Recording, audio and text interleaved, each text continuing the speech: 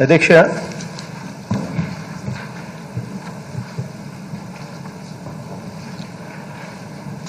రాష్ట్రంలో నీటి ఎద్దడి, వర్షాభావ పరిస్థితులు, రైతుల సమస్యలు, వీటి మీద నా ఈ ప్రసంగం సాగుతా ఉంది. రాష్ట్రంలో నీటి ఎద్దడి, వర్షాభావ పరిస్థితుల నేపథ్యంలో రైతుల పక్షపాత ప్రభుత్వంగా మన ప్రభుత్వం ఏం చేయబోతున్నామో అన్న సంగతులు ఈ బడ్జెట్ సమావేశాల్లో మొట్టమొదటి రోజు ఈ విషయాలను నేను సభ ముందు ఉంచుతున్నాను. నైరుతి ఋతుపవనాలు జూన్ 1వ తారీఖు నుంచి ఈ నెల 10వ తారీఖు వరకు, అంటే నిన్నటి వరకు మన రాష్ట్రంలో 135.5 మిల్లీమీటర్ల వర్షపాతం నమోదు కావాల్సి ఉండగా కురిసిన వర్షపాతం ఎంత అంటే కేవలం 70.1 మిల్లీమీటర్లు మాత్రమే కురిసింది. అంటే 48.3% తక్కువ వర్షపాతం నమోదైంది. అధ్యక్ష, సాధారణంగా ఖరీఫ్లో 42 లక్షల హెక్టార్ల పంటలు పండుతాయి యావరేజ్గా. ఏటా జూన్ నుంచి జూలై 10 నాటికి సగటున 9.15 లక్షల హెక్టార్లలో నాట్లు లేదా విత్తనాలు వేస్తారు. కానీ ఈ సంవత్సరం అధ్యక్ష, జూన్ నుంచి జూలై 10 వరకు చూస్తే కేవలం 3.82 లక్షల హెక్టార్లో మాత్రమే విత్తనాలు పడ్డాయి అధ్యక్ష. వర్షాలు ఆలస్యమయ్యాయి. ఓవైపు గ్రామాలలో తాగునీటి కొరత విస్తరిస్తుండగా, మరోవైపు జూలై 2వ వారం వచ్చినా ఇప్పటికీ కూడా విత్తనం వేయని పరిస్థితులు రాష్ట్రంలో కనిపిస్తా ఉన్నాయి. వీటినన్నింటినీ సమర్థవంతంగా ఎదుర్కొనేందుకు అన్ని చర్యలు తీసుకుంటా ఉన్నాం. ఇదే సమయంలో మరికొన్ని నిజాలను కూడా ఈ సభ ముందు ఉంచుతున్నాను అధ్యక్ష. అధ్యక్ష, మేము అధికారంలోకి వచ్చి కేవలం 40 రోజులు మాత్రమే అధ్యక్ష ఇప్పటికి. అయినా సరే ఈ పరిస్థితిని ఎదుర్కోవడానికి సిద్ధంగా ఉన్నామని సభ ద్వారా ప్రకటిస్తున్నాను అధ్యక్ష. అధ్యక్ష, మీ అందరికీ గుర్తు ఉండే ఉంటుంది, ఈ సభలో చాలా మందికి ఈ విషయాలు గుర్తుండే ఉంటుంటాయి. 2013-14 సంవత్సరాల అధ్యక్ష, ఒకవైపు తీవ్రమైన కరువు, మరోవైపు వరుసగా తుఫాన్లు రాష్ట్రాన్ని అల్లకల్లోలం చేసిన పరిస్థితులు అధ్యక్ష. అప్పటి ఎన్నికల్లో అధ్యక్ష, అధికారంలోకి వచ్చిన వెంటనే ఆదుకుంటామని మాట ఇచ్చి అక్షరాల 2300 కోట్లు అధ్యక్ష ఇన్పుట్ సబ్సిడీని అధికారంలోకి వచ్చాక ఇన్పుట్ సబ్సిడీని ఎగరగొట్టేసిన పరిస్థితి ఈ రాష్ట్ర శాసనసభలోనే చూశాం అధ్యక్ష. అధ్యక్ష, ఆ ఇన్పుట్ సొమ్మును ఎగ్గొట్టి గత ప్రభుత్వం దారుణమైన మోసాన్ని ఎలా చేశారు అన్న సంగతి ఇదే చట్టసభలోనే మనం అంతా కూడా గమనించాం అధ్యక్ష. ఆ తర్వాత అధ్యక్ష, మా ముందు ప్రభుత్వం అధ్యక్ష, గత ప్రభుత్వ హయాంలో గడిచిన 5 ఏళ్ల అధ్యక్ష తీవ్రమైన కరువును చూశాం అధ్యక్ష.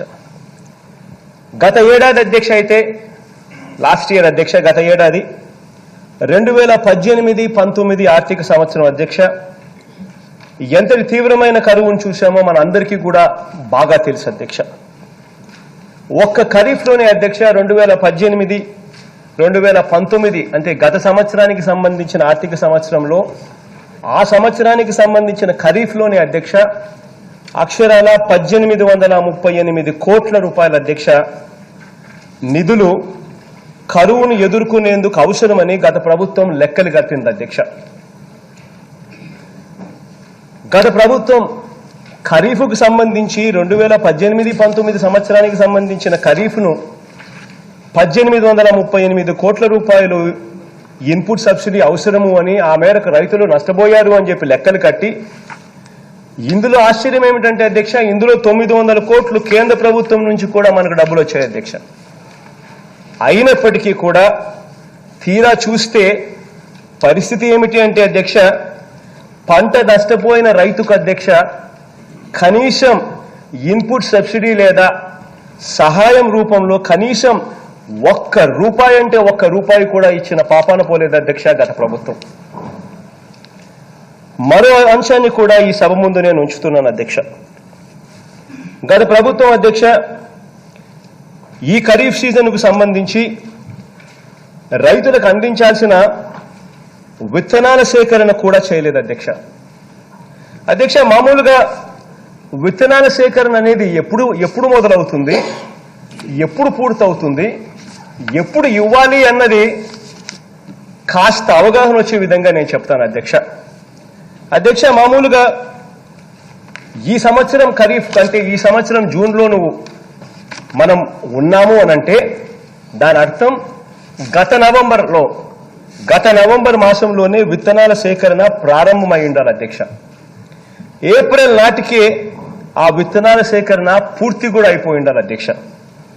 మే నెల కల్లా పంపిణీ కూడా ప్రారంభం కావాలి అధ్యక్ష. అటువంటిది అధ్యక్ష మా ప్రభుత్వం వచ్చింది జూన్ మాసంలో అధ్యక్ష. అంటే అప్పటికే మా ప్రభుత్వం వచ్చే నాటికే విత్తన సేకరణ పూర్తయి ఉండాలి, పంపిణీ కూడా జరుగుతూ ఉండాలి అధ్యక్ష. కానీ అలా జరగలేదు అధ్యక్ష. అలా జరగకపోవడం వల్ల రైతన్నలు రోడ్డు మీదకి రావాల్సిన దుస్థితి ఏర్పడింది అధ్యక్ష. అధ్యక్ష, మేము బాధ్యతలు స్వీకరించే నాటికే పరిస్థితులు ఒకసారి చూస్తే 4.41 లక్ష క్వింటాళ్ల వేరుశనగ విత్తనాలు రైతులకు సరఫరా చేయాలని ప్రణాళిక ఉంది అధ్యక్ష. తీరా పరిస్థితి చూస్తే కేవలం 50,000 క్వింటాల విత్తనాలు మాత్రమే అందుబాటులో ఉన్నాయి అధ్యక్ష. ఇది మేము అధికారంలోకి వచ్చే నాటికి పరిస్థితి అధ్యక్ష.